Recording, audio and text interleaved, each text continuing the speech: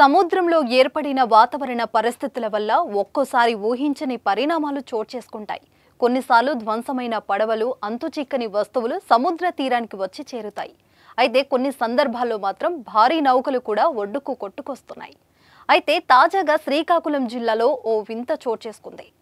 ఇచ్చాపురం మండలం డొంకూరు గ్రామంలో సముద్ర తీరానికి ఓ భారీ తిమింగలం కొట్టుకువచ్చింది. దీంతో ఈ భారీ తిమింగలం చూడడానికి స్థానిక ప్రజలు తండోపతండాలుగా తరలివస్తున్నారు. మీరు కొత్తగా బిజినెస్ స్టార్ట్ చేయాలనుకుంటున్నారా? మార్చ్ 16-17న హైటెక్స్ లో ఫ్రాన్సెస్ ఇండియా బిగ్గెస్ట్ ఫ్రో ఎక్స్పో.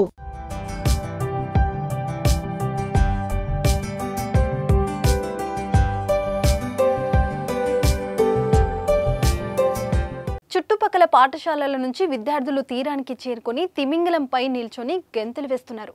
ప్రస్తుతం ఇందుకు సంబంధించిన వీడియో సోషల్ మీడియాలో వైరల్ అవుతుంది.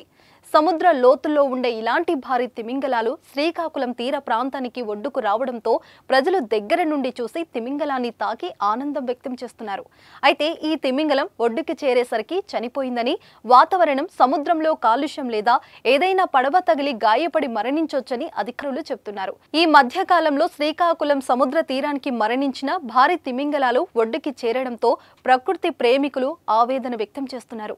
అయితే ఇటీవలి కాలంలో సముద్ర తీరాలకు తిమింగలాలు, భారీ చేపలు కొట్టుకొస్తున్న ఘటనలు ఎక్కువ అవుతున్నాయి. సాధారణంగా గాయాల బారిన పడి మరణించిన జలచరాలే ఎక్కువగా తీరానికి కొట్టుకొస్తుంటాయి. నౌకలు, ఓడల కింద ఉండే పదునైన భాగం తగలడంతో తిమింగలాలు గాయపడి ప్రాణాలు కోల్పోతుంటాయి. గత ఏడాది మే నెలలో తూర్పు గోదావరి జిల్లా అంతర్వేది తీరానికి భారీ చేప కళేభరం కొట్టుకొచ్చింది. దాని శరీరంపై గాయాలున్నాయి.